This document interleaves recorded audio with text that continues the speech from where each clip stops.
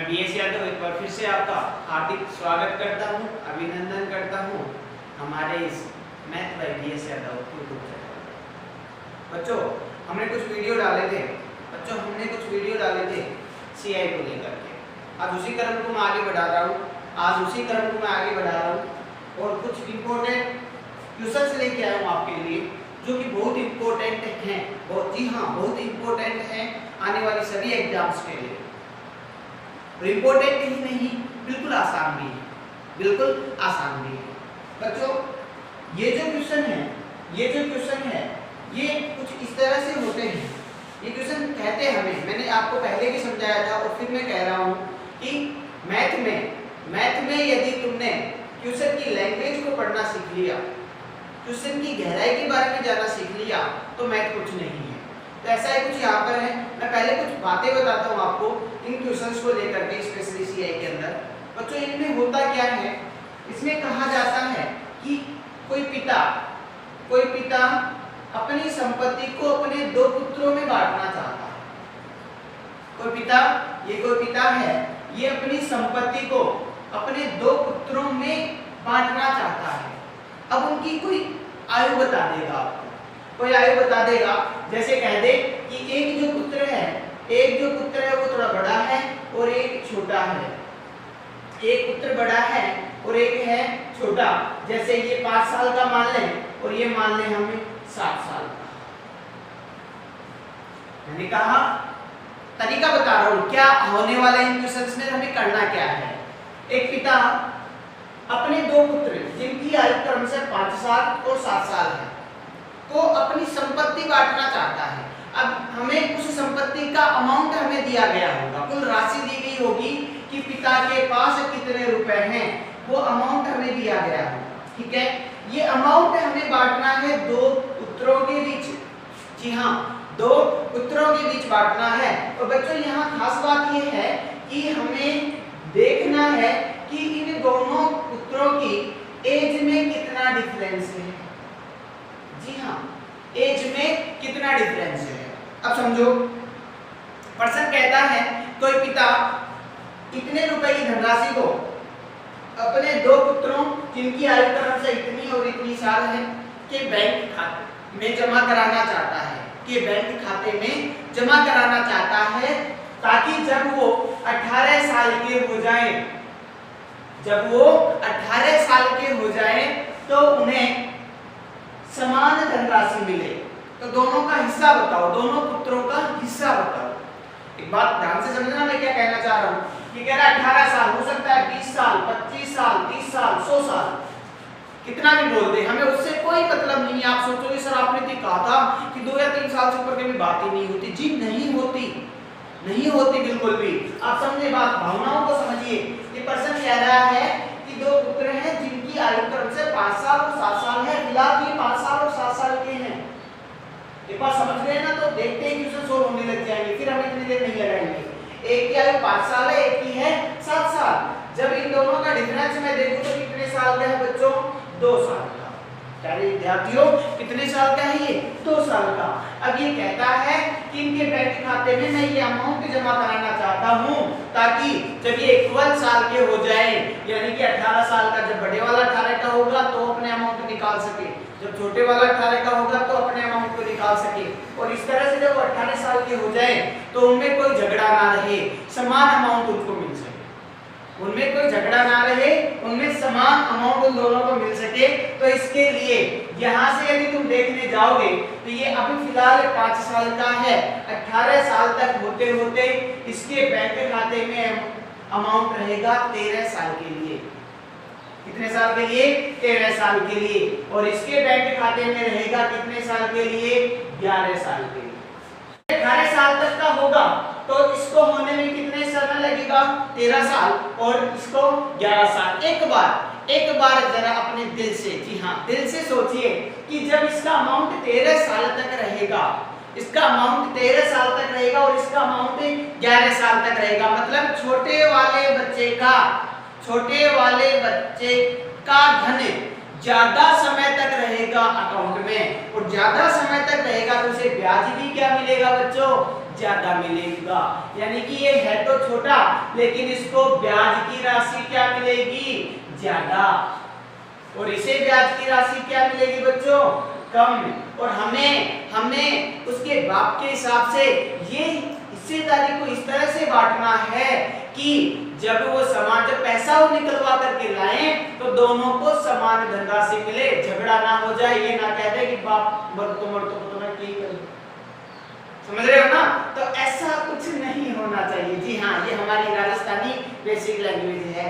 यहाँ मैं बात करता हूँ कि जब ये बात करें यहाँ तक तो इसको जब आगे चलते हैं तो अब मेरी बात समझ में आई कि इसको ब्याज ज्यादा मिल रहा है तो अमाउंट क्या देना चाहिए, इसको कम। इसके पिता को फिलहाल कम पैसे जमा करवाने चाहिए और इसके खाते में पैसे क्या होने चाहिए, ज्यादा होने चाहिए। बच्चों यहाँ साल का अंतर है 2 का। तो आइए अब मेन कॉन्सेप्ट पे चलते हैं, हमें करना क्या है।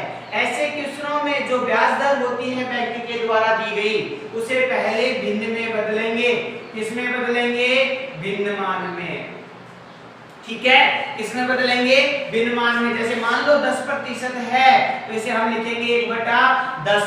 और ये हमने सीखा है कि 10 रुपए की धनराशि कितनी हो जाती है, 11। 10 की धनराशि कितनी हो जाती है, 11। कितने साल का अंतर है, 2 साल का। तो दोनों का स्क्वायर कर दो, ये हो जाएगा 100 और ये हो जाएगा 121। बच्चों छोटे वाले को बड़ी धनराशि, बड़े वाले को छोटी धनराशि, छोटे वाले को बड़ी धनराशि, बड़े वाले को छोटी धनराशि।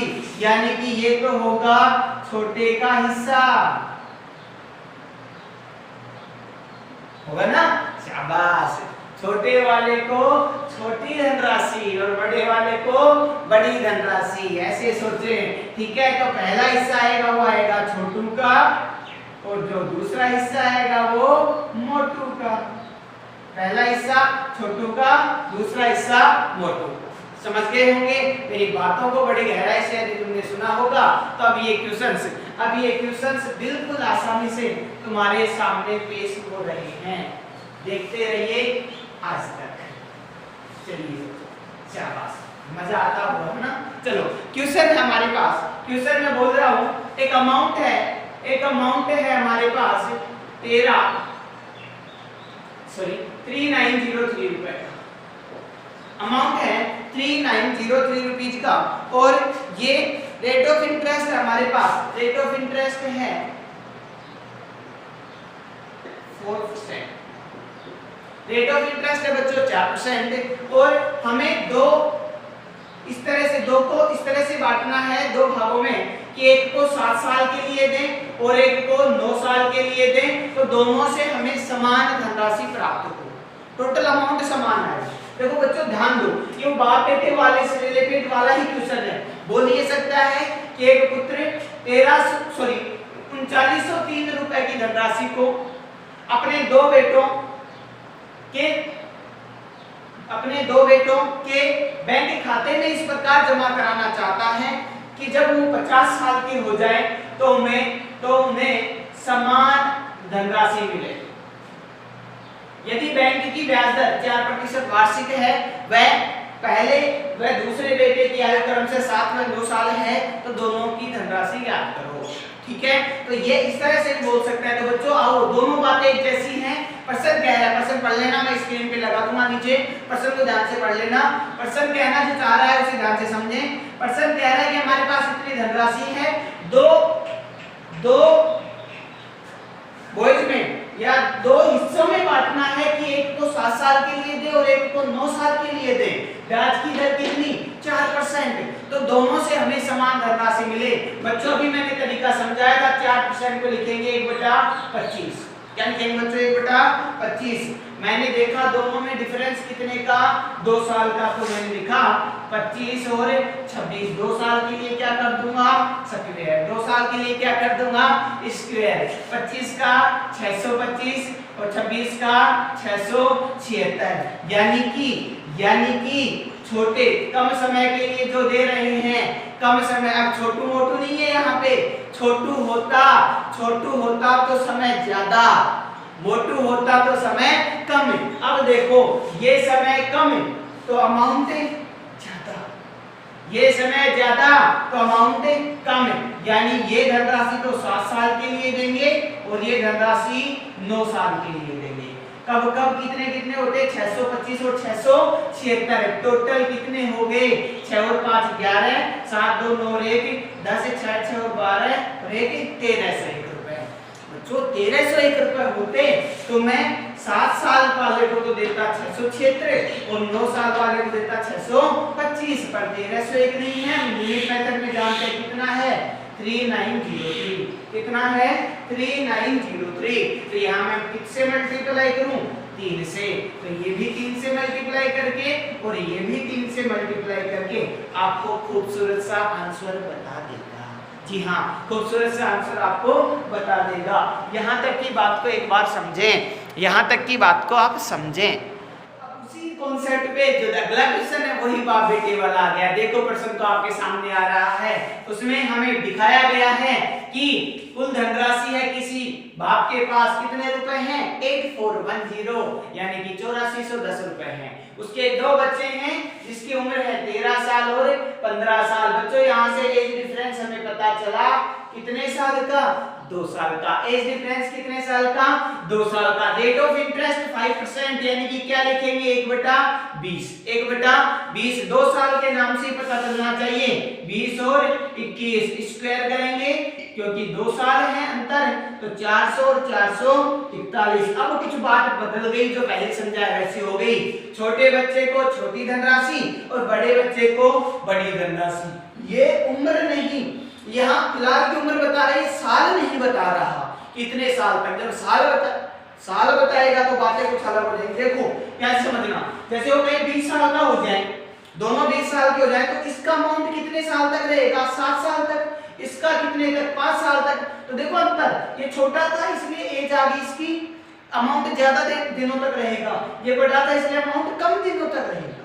तो ये चीज यहाँ से हमें पता चल गई। तो ये कुछ क्वेश्चंस में तो ये साल बताता है, उम्र बताता है बच्चों की, और कुछ क्वेश्चन में ये कहता है कि इतने दिन तक धन रहेगा बैंक में।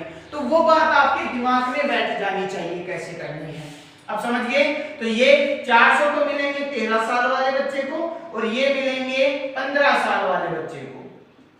कब, जब 400 441, यानी उसके पास रुपए होते 841, पर 841 नहीं है, कितने हैं, 8410। कितने गुना पर, 10 गुना पर। तो ये भी 10 पे और ये भी 10 पे, यानी छोटे वाले बच्चे को धनराशि हमारा खूबसूरत आंसर आया 4000 रुपए, बड़े वाले बच्चे की धनराशि आई हमारे पास 4410 रुपए। जी हाँ, 4410 रुपए। यहाँ तक की बातों को ध्यान से समझिए, बिल्कुल आसान सा क्वेश्चन है, बिल्कुल आसान से दिल दहलाने वाला क्वेश्चन है। ठीक है, समझ गए। अगला क्वेश्चन आपके सामने मैं पेश करता हूँ, अगला क्वेश्चन मैं आपके सामने पेश करता हूँ, चाहो तो स्क्रीनशॉट ले सकते हो इसका। ठीक है, अगला क्वेश्चन मैं आपके सामने पेश करता हूँ। देखो ये क्वेश्चंस की लैंग्वेज कुछ बड़ी होती है लेकिन क्वेश्चन बड़े आसान होते हैं बच्चों। अब जो क्वेश्चन है अगला वो कह रहा है 20,816 रुपए को, अमाउंट है हमारे पास 20,000, हमारे पास है अमाउंट 20,816, अमाउंट है 20,816 रुपए को ए व बी में इस तरह से बांटें कि ब्याज की दर कितनी हो, रेट ऑफ इंटरेस्ट हो 4%। रेट ऑफ इंटरेस्ट है 4% पर एनम। ठीक है, रेट ऑफ इंटरेस्ट है 4% पर एनम। अभी कह रहे हैं कि ए की राशि 7 वर्षों पर बी की राशि 9 वर्षों बाद समान हो। ए की राशि तो कितने साल तक रहेगी, 7 साल तक। बी की कितने तक, 9 साल तक। बच्चों दोनों में अंतर कितने साल का, 2 साल तक। दिल गार्डन गार्डन हो गया, ये चीज देखते ही हो गया ना। आओ समझते हैं, 4% को हम लिखेंगे 1/25। वही बात है, 25 26 अब दिमाग में चल जाएगा। 25 का स्क्वायर 625, 26 का 676, कितना हो गया बच्चों 1301। 1301 नहीं चाहिए, 20 816 चाहिए। 6 से तो 6 नहीं, 6 से नहीं बने तो हम मल्टीप्लाई करेंगे डायरेक्ट इससे 16 से, तो ये भी 16 से और ये भी 16 से मल्टीप्लाई करके आप अपना खूबसूरत आंसर इन ऑप्शंस में से चूज कर सकते हो। जी हाँ, खूबसूरत सा आंसर इन ऑप्शंस में से आप चूज कर सकते हो। समझ गए? तो आज आपको मैंने एक पैटर्न सिखाया बाप बेटे से रिलेटेड क्वेश्चंस का। आज मैंने आपको एक पैटर्न सिखाया बाप बेटे से रिलेटेड क्वेश्चंस का। बात समझ में आ गई होगी, बात समझ में आ गई होगी। कोई दिक्कत है किसी को तो आप कमेंट बॉक्स में बिल्कुल कमेंट कर सकते हैं, मैं आपके साथ हाजिर हूँ हर वक्त। ठीक है, थैंक यू। आज के लिए इतना ही। पढ़ते रहिए और ज्यादा से ज्यादा को शेयर कीजिए ताकि बच्चे कुछ कॉन्सेप्ट को समझ पाएं। और बच्चों में एक ही कॉन्सेप्ट लेकर के आऊंगा ताकि आप उसको अच्छे से समझ सके, फिर अगले कॉन्सेप्ट पे चलेंगे। ठीक है, हो गया। Thank you, have a nice